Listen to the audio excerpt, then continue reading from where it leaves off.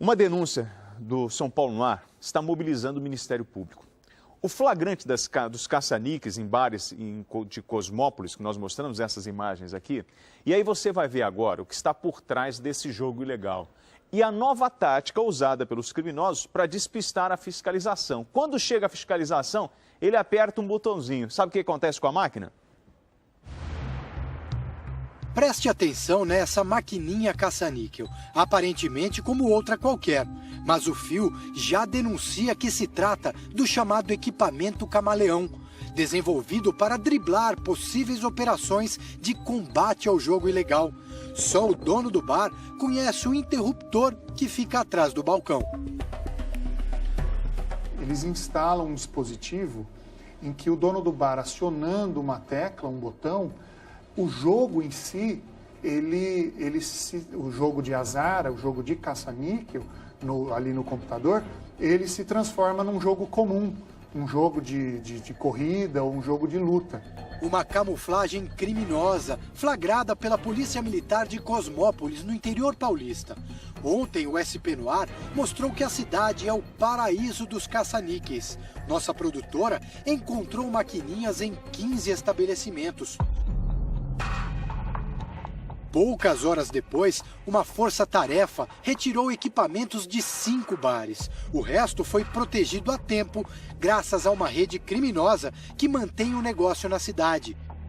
Por trás das telas coloridas e das apostas, grupos que financiam, manipulam, gerenciam e muitas vezes garantem a segurança das maquininhas. O jornalismo da Record já mostrou as quadrilhas por trás da jogatina. Em Osasco, na Grande São Paulo, o envolvimento de policiais com máquinas que haviam sido apreendidas pela Polícia Civil, mas que dias depois retornaram às ruas, disponíveis aos jogadores. O dono do bar revela com quem negociava a compra e venda dos caça-níqueis na cidade. Foi daqui do segundo? Foi daqui. Empresas que faturam alto com o comércio de peças e componentes eletrônicos para a montagem de maquininhas. E a suposta chance de ganhar dinheiro com as apostas vai por água abaixo com um simples programa de computador. O Ministério Público em Cosmópolis acompanha a série de apreensões que é feita na cidade. Os promotores já conseguiram mapear os pontos comerciais que exploram com mais frequência a jogatina e o principal, identificar parte do grupo que controla o esquema. O promotor de Cosmópolis afirma que a apuração das denúncias está em um estágio avançado. Existem evidências até de que servidores façam parte da organização, ou seja, efetivamente explorem o jogo, sejam donos de máquinas e façam a distribuição das máquinas nos bares. Os donos dos estabelecimentos respondem judicialmente pela exploração dos jogos, só que muitas vezes amparados pelos verdadeiros donos das máquinas. Em havendo processo e condenação que invariavelmente é em pena de multa ou pena pecuniária, o pagamento fica a cargo do dono da máquina. Então seria uma forma de encorajar o dono do bar a se envolver nessa atividade criminosa. Esta sala ficou abarrotada com quase 50 máquinas recolhidas na última apreensão feita pelo GAECO. O grupo de promotores que combate o crime organizado descobriu esta jogatina na região dos Jardins, área nobre da capital. Um ambiente monitorado por câmeras de segurança e com um buffet disponível aos apostadores.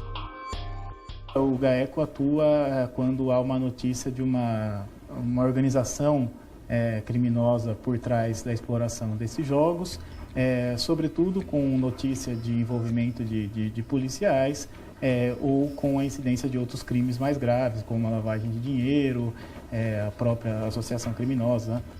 O promotor considera que a pena para os supostos donos das máquinas favorece a disseminação dos jogos. Pela sensação de impunidade, pelo fato da pena ser bastante pequena e permitir, inclusive, transações penais, com o pagamento de cesta básica ou outros valores para entidades sem fins lucrativos. Em Cosmópolis, os apostadores não se importaram com a legalidade e nem se incomodaram com a presença de nossa equipe. Esta senhora não tirou o olho da tela até que terminasse uma jogada. Foi mais uma aposta que não deu em nada. Isso aqui não é bom jogo não, isso aqui é um azar. É em torno de 25-1. Você perde 25, ganha uma. Porque você tem que ganhar no jogo ali. Porque senão não te mantém, não mantém o viciado ali apostando. E aí, Renato Lombardi, uma máquina dessa, às vezes ela é apreendida, ela nem funciona.